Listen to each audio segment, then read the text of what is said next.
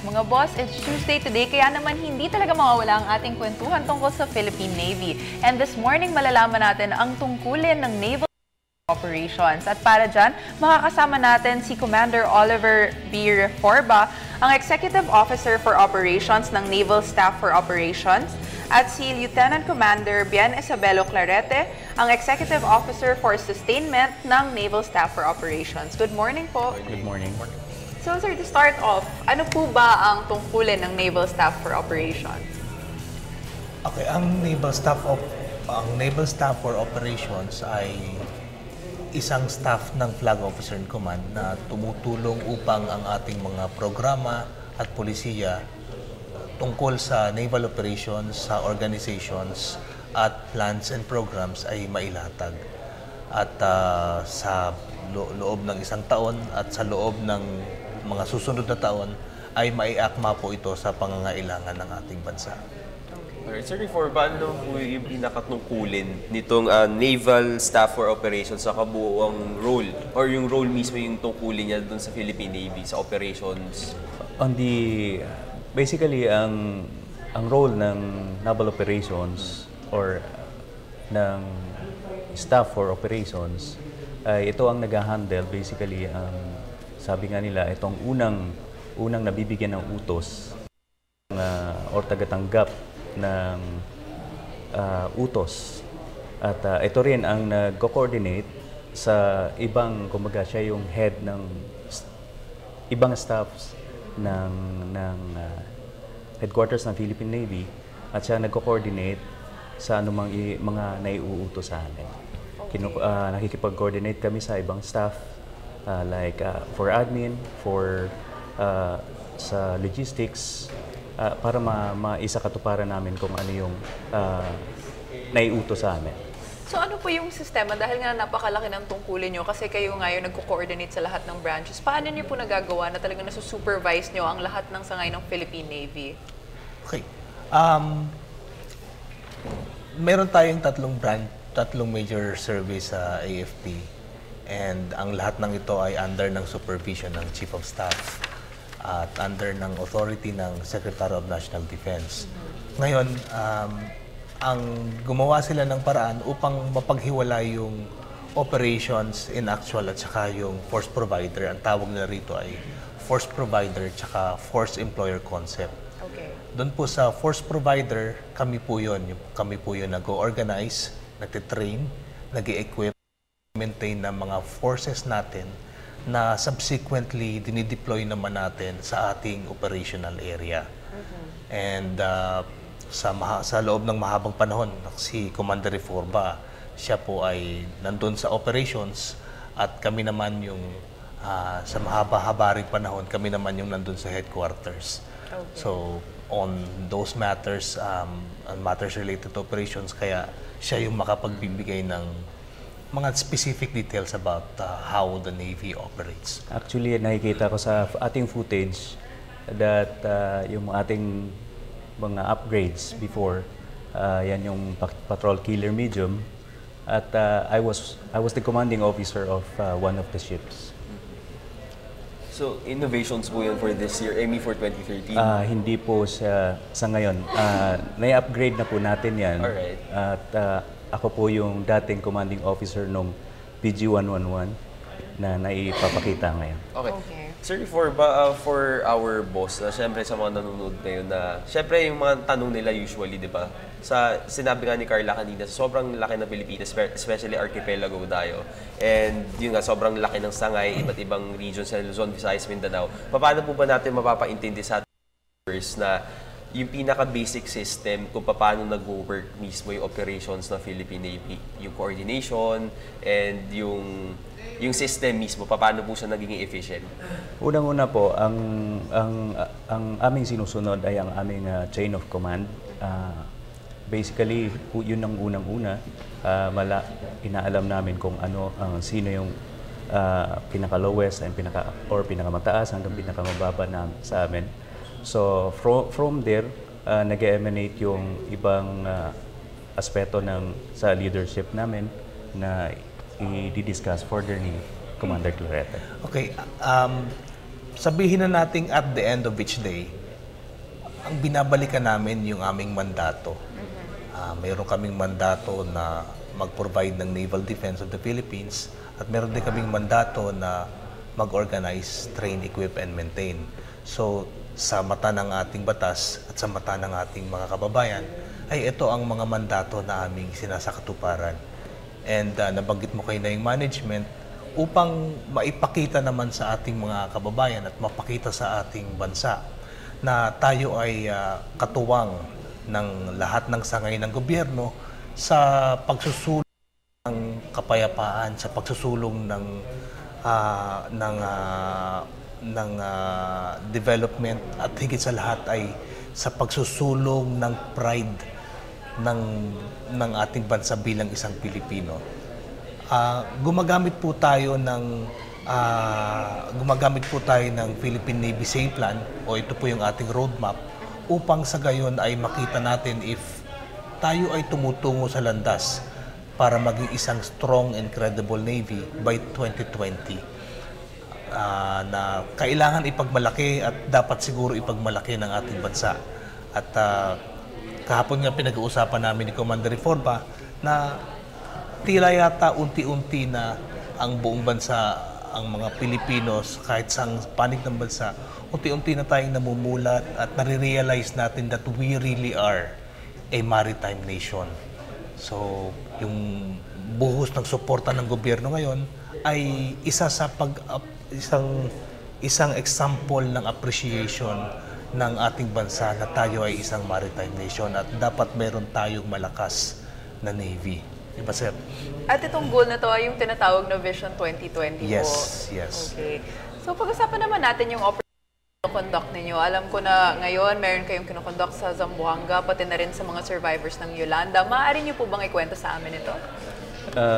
Basically, ang naging role ng Philippine Navy dito is in support to the support kami sa NDRRMC at more on nag-transport kami ng logistics at nag-evacuate ng ating mga survivors.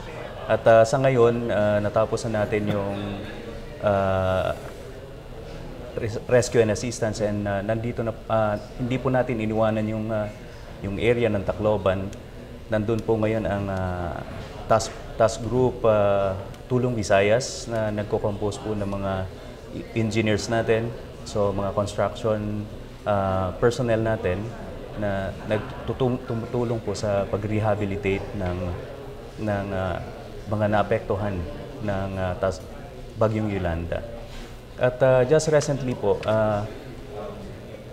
naging major role or naging some sort of naging major activity natin ng Philippine Navy is yung pag-transport ng 260 rogue MNLF from Zamboanga to Taguig.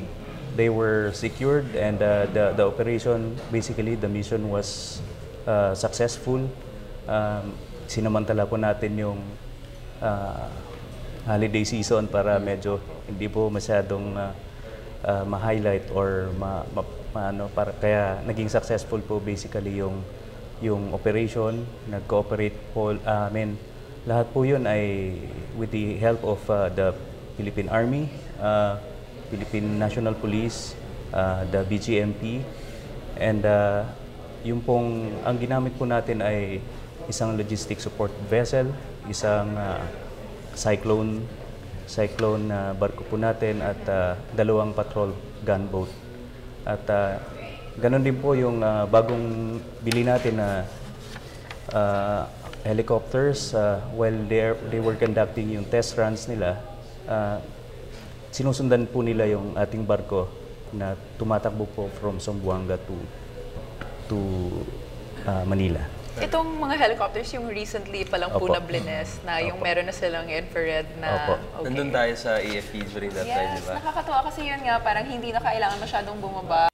Kita kung merong mga wreckage or victims kasi may bago na silang system. Alright. Sir Clarete, during the operations naman in Tacloban, kasi syempre, di ba, Carla, sobrang daming mga tumulong nun. So, yung maganda sana malaman natin kung paano yung naging sistema doon na while sobrang daming volunteers and mga iba't ibang groups, organizations, NGOs na tumutulong, paano po yung naging system doon na naging systemic po ba siya? Sino yung nagiging pinaka-chain of command nun? Kung paano nagiging efficient yung pagbigay ng tulong? Mga ganung matters.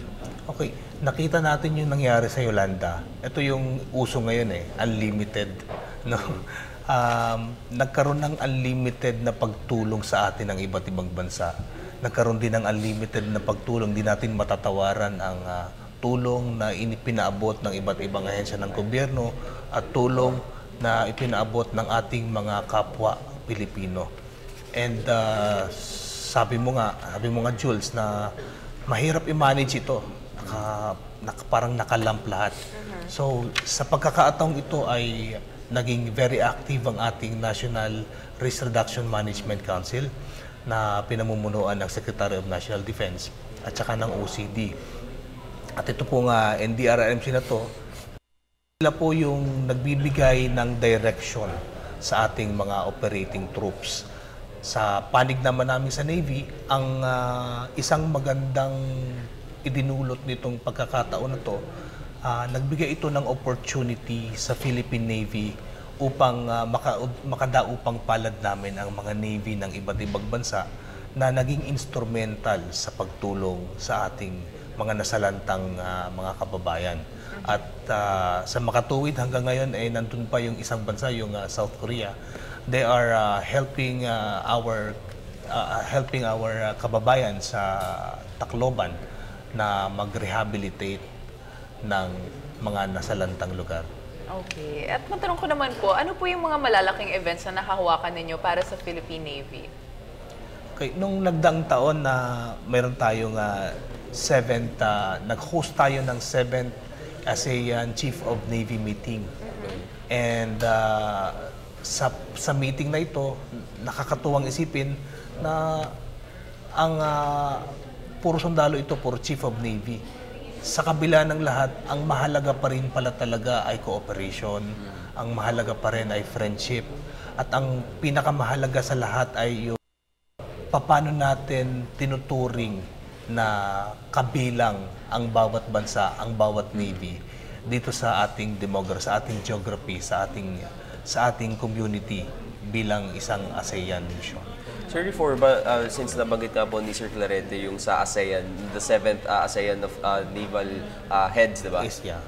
Last year. So ano po ba yung nakita ninyong distinct sa Philippine Navy kung i-compare natin sa iba't ibang naval group sa ASEAN region?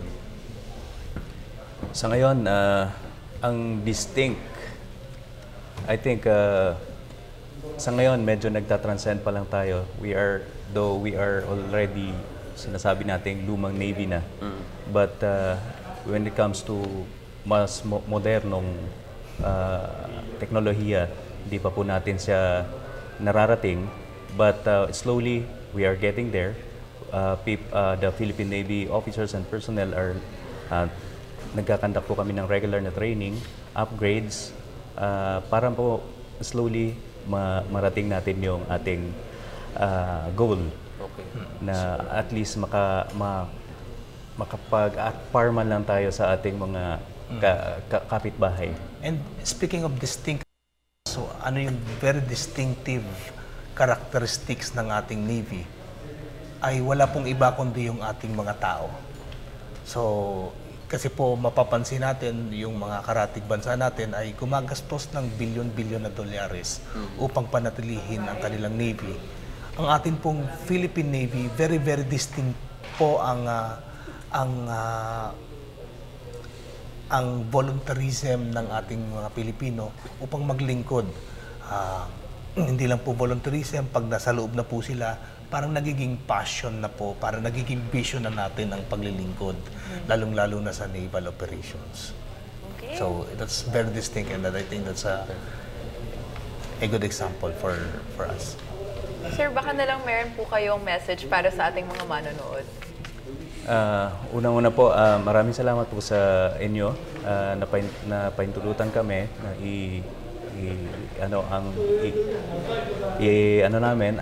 i-showcase namin somehow ang Philippine Navy. At sa mga manonood, nandito lang po ang Philippine Navy para handang maglingkod sa inyong lahat. Maraming salamat po. Kayo naman po, sir. Okay, ang inyong pong Philippine Navy ay parating nandito. Unang-una to pa rin ang aming mandato na naayon sa batas. Ang tawag nga po nila rito ay para magkaroon ng rules-based operations at upang magsulong ng kapayapaan lalo na sa ating maritime environment. So hindi po kami bibitaw. Nandito po ang inyong Philippine Navy. Kami po ay palaging handa at palaging magiging handa sa pagtupad ng aming tungkulin. Maraming salamat po. Thank you for joining us on Good Morning, Boss. Thank Thank you so you. Once again, that was Commander Oliver Reforba, ang Executive Officer for Operations, at si Lieutenant Commander Bien Isabelo Clarete, ang Executive Officer for Sustainment ng Naval Staff for Operations. Thank you so much. Maraming salamat po. Alam mo, Carla, yung mahalagang natutunan ko dito sa interview na to, na collective effort talaga. Yung pinaka-distinct daw sa mga Pilipino na hindi lang naval group yung maasikaso dahil yung mga Pilipino mismo yung may kusa. Oo nga.